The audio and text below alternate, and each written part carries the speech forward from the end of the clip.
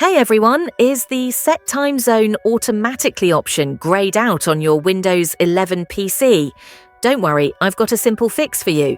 In this tutorial, I'll walk you through the steps to enable it. Let's jump right in. First, open up the Settings app on your computer after that.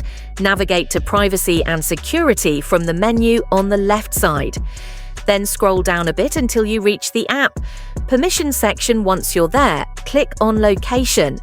Next up, toggle on Location Services. Also make sure to turn on the option that says Let app access your location, and don't forget to ensure that Settings has access to your location as well. Now you should be good to go to turn on the Set Time Zone Automatically feature to double check on time and language from the left side menu. Then hit Date and Time. You'll notice that the option is no longer grayed out and you can easily turn it on. And there you have it. Now you can use the date and set date and time automatically feature on your desktop. And there you go. Your automatic time zone feature is now working on Windows 11.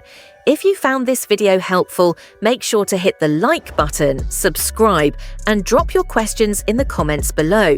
Thanks for watching and see you next time.